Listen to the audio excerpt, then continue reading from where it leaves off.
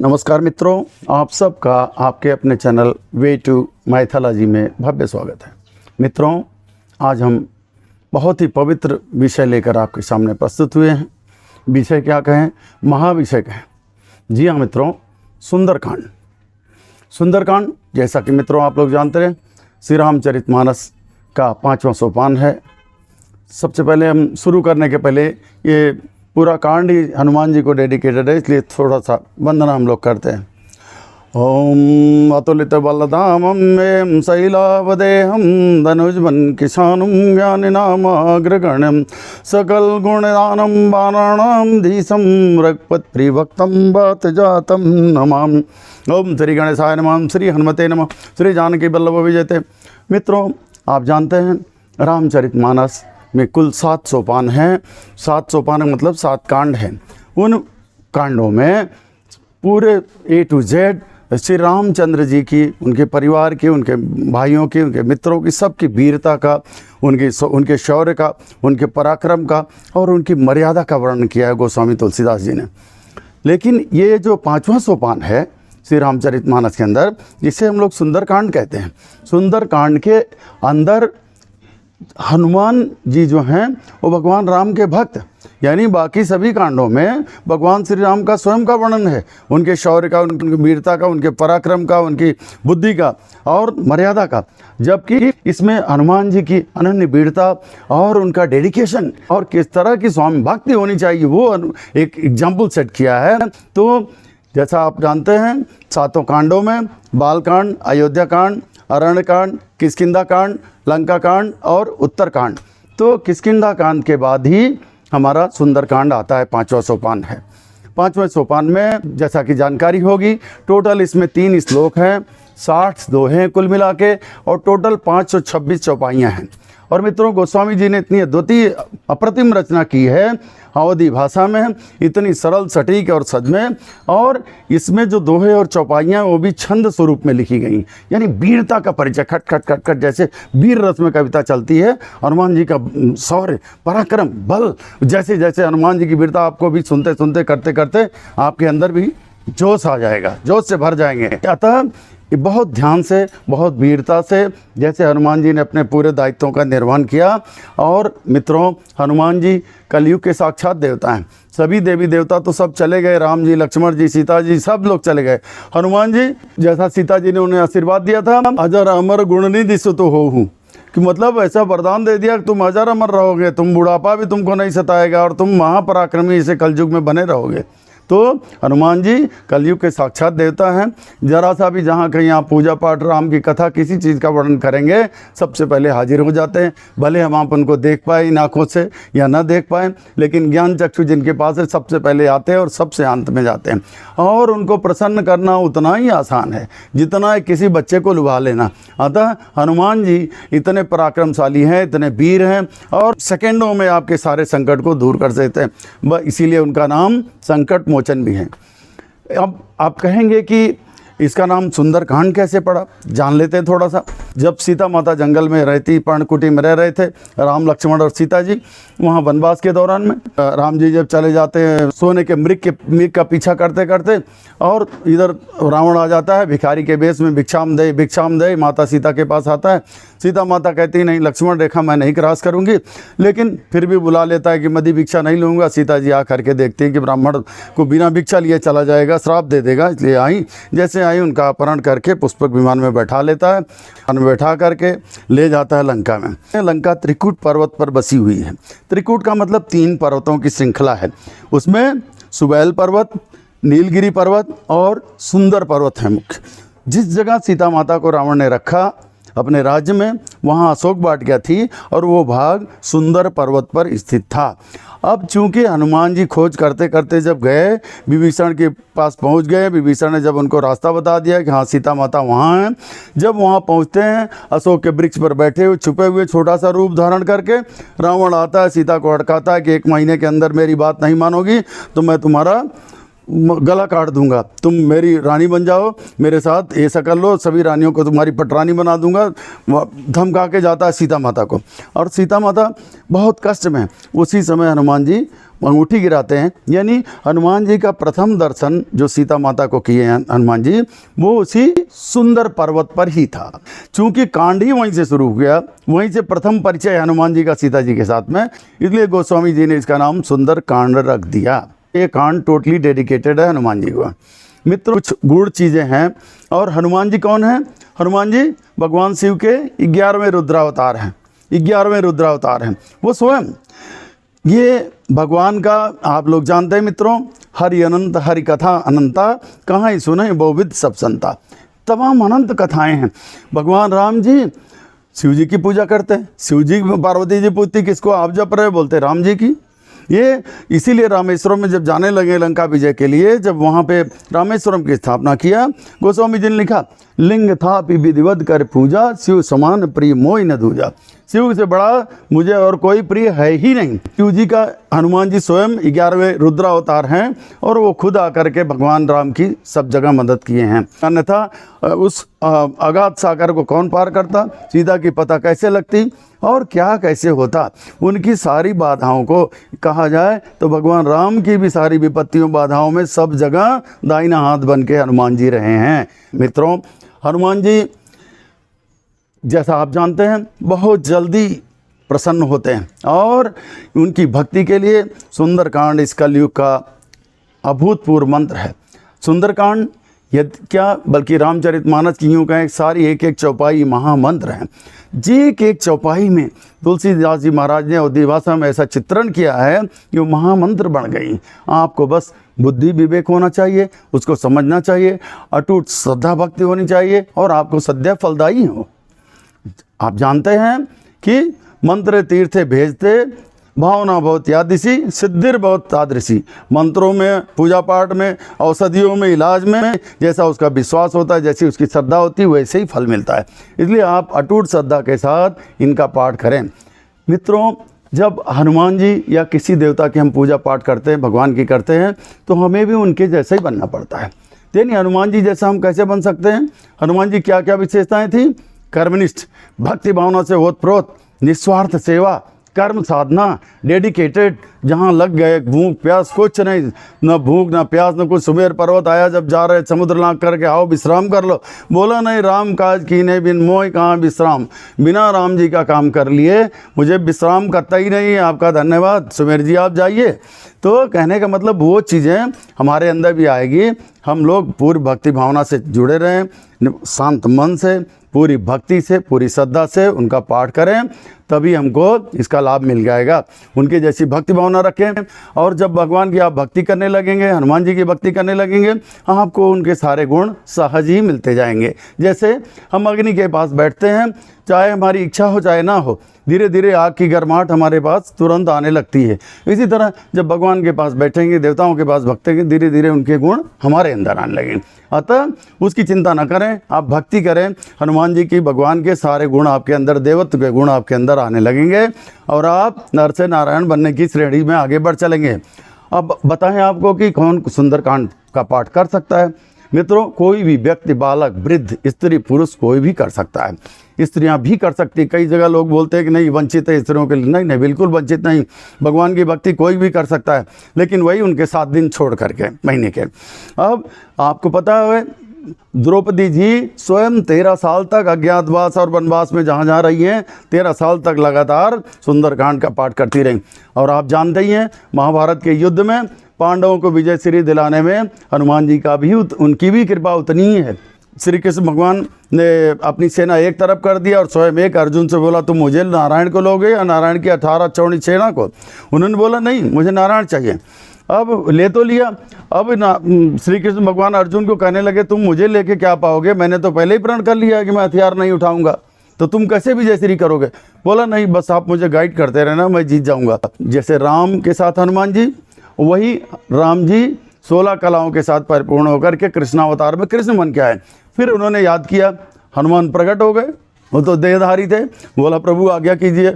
बोला कि मैं, हालांकि पहले हनुमान जी को विश्वास नहीं हुआ कि कौन है, तो उन्होंने बोला अगर आप हमारे प्रभु श्री राम हैं तो हमको उसी रूप में दर्शन दे दो प्रभु, बहुत दिन से प्यासा हूँ आपके दर्शन का।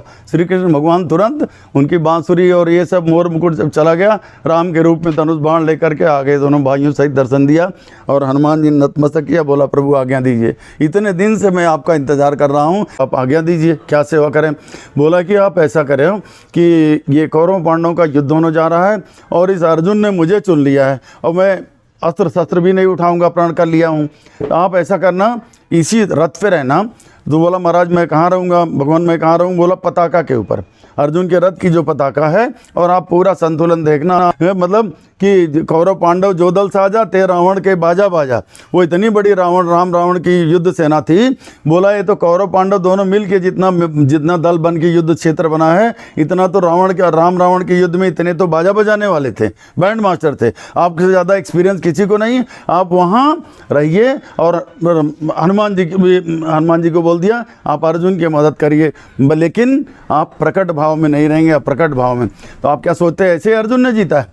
अर्जुन ने जीता, पहली बात तो भगवान कृष्ण जैसा सारथी हर जगह मत दे रहा है। तीसरी बात, जहाँ फंस जाते, जहाँ अटक जाते थे कर्ण के चक्कर में, रथ टूट गया, ये कर गया, अर्जुन को संभलने नहीं दे रहा है कर्ण, तो हनुमान जी धक्का मार देते थे, चला जाता तो उधर सब लोग देखते रह जाते थे कहाँ से ऊर्जा आ रही। अर्जुन खुद अवाक रह जाते थे, कृष्ण भगवान मुस्कुराते रहते थे, क्योंकि उनको तो पता रहता था क्या हो रहा है, कौन ऊर्जा दे रहा है। तो मतलब हनुमान जी जैसा कोई भी ऐसा देवता, प्रकट देवता नहीं इस कलयुग में जो इतनी शीघ्र प्रसन्न हो जाए।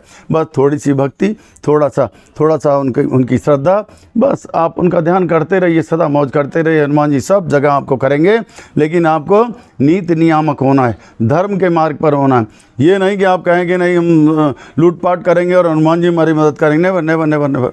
मतलब आपको अगर धर्म के मार्ग पे हैं, उनका सुमिरन करते हैं, उनकी भक्ति करते हैं, तो आपको हमेशा आपकी बल्ले बल्ले रहेगी, कभी आपका झंडा झुकने नहीं देंगे हनुमान जी।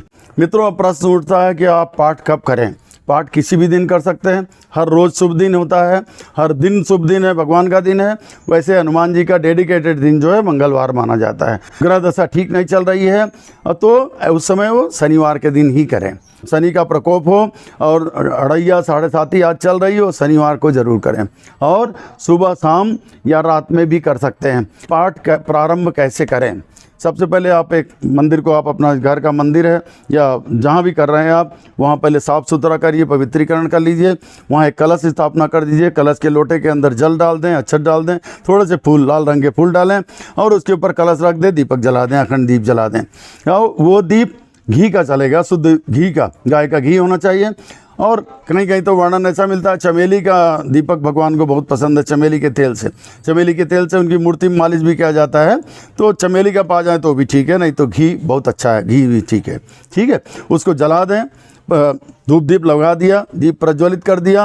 अब नित्य क्रिया से निवृत्त होकर के जब आप बैठ गए, सबसे पहले आप गणेश जी का ध्यान करें, सर्व विघ्न निवारक के लिए। गणेश जी महाराज आपके सभी विघ्नों को दूर करेंगे।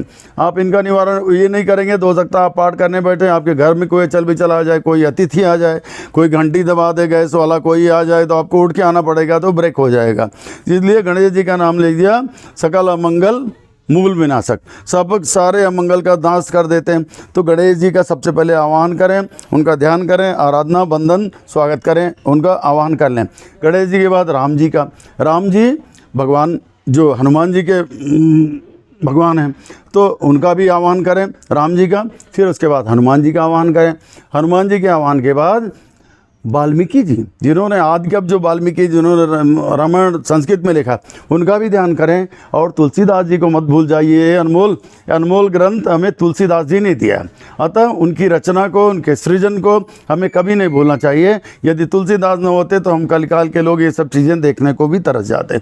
सबको प्रणाम करें, सबका आह्वान करें, सबका वंदन करें और उसके बाद फिर कथा को शुरू करें। पाठ के शुरुआत में ही आप, इसके पहले कि श्री गणेश करें कथा सुंदरकांड का, आप कोई एक संपुट निर्धारित कर लें। संपुट मतलब जो दोहे के पहले बोला जाएगा, दोहे के बाद भी बोला जाएगा, स्टार्टिंग में बोला जाएगा और लास्ट में बोला जाएगा। ये संपुट आपकी ज़रूरत के अनुसार से कुछ भी हो सकता है।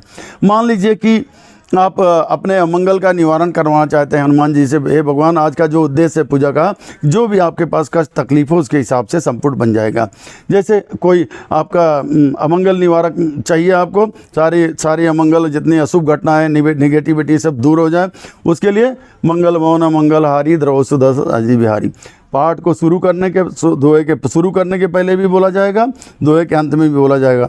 इसी तरह से दूसरे हैं, जैसे आप रोग से छुटकारा पाना चाहते हैं, कष्ट से छुटकारा पाते हैं, महान संकट में है तो दीन दयाल बिरत संभारी हर उनात्मम संकट भारी, और बीमारी आजारी से फुर्सत पाना चाहते हैं, राम चरण गुण बरनय लागा सुनते सीता कर दुख भागा, वो लग सकते हैं आप। और हर असंभव काम को भी संभव करना चाहते हैं भगवान की मदद से, हनुमान जी की मदद से, तो आप संपुट बनाइए। कौन सुकाज कठिन जग माही जो नहीं हो तात तुम पाही, कौन सुकाज कठिन जग माही जो नहीं हो तात तुम पाही से संभव बना सकते हैं।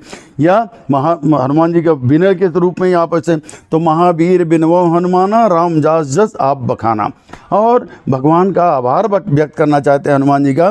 कोई कार्य आपका सफल हो गया, बेटी बेटे की शादी हो गई, घर परिवार दुकान बना लिया, अब भगवान का आभार व्यक्त करना चाहते हैं, फिर सुंदरकांड का पाठ करना चाहते हैं, तो उस समय आप ऐसा भी कर सकते हैं आभार व्यक्त करने के लिए, नाथ सकल संपदा तुम्हारी मैं समेत सेवक सुतनारी, मतलब हे प्रभु मेरा जो कुछ भी है, घर परिवार मित्र इष्ट बेटी बेटा घर मकान दुकान, भगवान सब आप की शरण में, हम समेत आपके नौकर चाकर सहित आपकी शरण प्रभु, ये सब आपकी कृपा है। तो इस तरह जैसे आपका पर्पज हो, जिस लिए कर रहे हैं उसे कर सकते हैं। जब संपुट निर्धारण कर लिया तो आप संपुट निर्धारण करने के बाद आप सबसे पहले संपुट ही बोलेंगे। जैसे शुरू किया आपने, एक बार आप लोग जयकारा लगा देंगे, एक बार प्रेम से बोले राजा रामचंद्र की जय, पवन सुत हनुमान की जय, गणेश जी महाराज की जय। जब आपने जयकारा लगा दिया, अब उसके बाद शुरू करेंगे। पुस्तक को धूप रोली चंदन लगाकर अक्षत पुष्प लगा करके भगवान को प्रणाम करिए, हनुमान जी को पुस्तक की पूजा करिए। उसके बाद शुरू कर दीजिए, श्री गणेशाय नमः, श्री जानकी वल्लभो विजयते, श्री रामचरितमानस पंचम सोपान सुंदर कांड। श्लोक के पहले संपुट जो आपने निर्धारित किया उसको बोलना, जैसे मंगल भवनय मंगलहारी द्रव सुदशरथ अजिर बिहारी। अब यहाँ से पाठ शुरू हो गया। श्लोक आया, शांतम शाश्वतम प्रमेय मनगम निर्वाण शांतिपदम ब्रह्मा संपणींद्रम सेव्यम मनीषम वेदांत वेद्यम विमम रामाख्यम जगदीश्वरम स्वरगुरुम माया मनुष्यम हरिम वंदेहम करुणाकरम रघुवरम भूपाल चूड़ामणि नान्यास प्रयारकपते हृदय स्मदीय सत्यम बदाम जभवना किलातरात्मम भक्तिम प्रेक्षरम रग पुंगवाम निर्भराम मे कामा दोष रहितम कुरु मानसम च अतुलित बलरामम एवं शैलावदेहम धनुज बन किसानुम ज्ञानि नामाग्रगण्यम सकल गुणदानम वाराणामीशम रघुपत विभक्तम बात जातम नमामि। अब यहाँ श्लोक खत्म हो गया। श्लोक के बाद तुरंत फिर आप बोलेंगे मंगल भवन मंगलहारी द्रव सुदशरथ अजिर बिहारी। ये संपुट बोल दिया, फिर शुरू कर देंगे। पहले चौपाई, जामवंत के बचन सुहाए सुन हनुमंत दयति भाई, तब लग मोह पर क्यों तू भाई जय दुख कंद मूल फल खाए, जब लग आवो सीतई देखी हुए काज मोहि हरज विषय की। ऐसे चलते रहिए। और जब अगला दोहा अप्रोच करता है, जैसे पहले दोहे की मैं आखिरी चौपाई पढ़ता हूँ, जल निध रघुपत दूत बिचारी तय मैना कहो श्रमहारी। यहाँ आखिरी चौपाई हो गई पहले दोहे की। तो उसी समय दोहा शुरू करने के पहले फिर आपको संपुट बोलना पड़ेगा, मंगल भवन मंगलहारी द्रव सुदशरथ अजिर बिहारी। फिर दोहा पढ़िए, हनुमान तय परसा कर पुन कीन प्रणाम, राम काज कीने बिन मोहि कहाँ विश्राम। अब ये दोहा खत्म हुआ, तुरंत फिर मंगल भवन मंगलहारी द्रव सुदशरथ अजिर बिहारी। फिर चौपाई शुरू करिए। फिर दूसरे दोहे की पूरी चौपाइयाँ पढ़ लीजिए। दूसरे दोहे पढ़ने के बाद फिर से संपुट लगाइए। फिर दोहे के अंत में भी फिर वही संपुट पढ़िए। फिर चौपाइयों को लास्ट तक पढ़ते चले जाइए। 60वां दोहा आ जाएगा। 60वां दोहा जब आएगा लास्ट में वो फिर मंगल भवन मंगलहारी द्रव सुदशरथ बिहारी, सकल सुमंगलदायक रघुनायक गुणगान, सादर सुनैते तरई बो सिंधु बिना जल ज्ञान। ओम मंगल भवन मंगलहारी द्रव सुदशरथ अजिर बिहारी। श्री रामचरितमानस से सकल कलु विध्वंसन पंचम सोपान समाप्त। कलयुग के समस्त पापों का नाश करने वाले श्री रामचरितमानस का सोपान समाप्त हुआ। सुंदरकांड समाप्त। इस तरह से सुंदरकांड का पाठ हो जाएगा। पाठ होने के बाद आप क्या करेंगे? पाठ होने के बाद आरती करेंगे। आरती के बाद सबसे पहले गणेश जी की आरती होगी, फिर रामायण जी की, आरत श्री रामायण जी की कीरत करित ललित से पी की, वो जरूर करना है। पहले गणेश जी की, फिर रामायण जी की, फिर हनुमान जी की। भगवान को भोग लगाएंगे। भोग लगाने के लिए हनुमान जी को अत्यंत प्रिय है बूंदी के लड्डू या गुड़ चना। भगवान को, हनुमान जी को आप केले भी बहुत पसंद हैं, तो चाहे तो लड्डू, चाहे गुड़ चना लगा दें, या केला या सारा भी रख लें, जैसी आपकी शक्ति और भक्ति हो, सब कुछ, या इनमें से कोई भी रख लें। और फल भी बहुत प्रिय हनुमान जी को, वो अर्पित करें।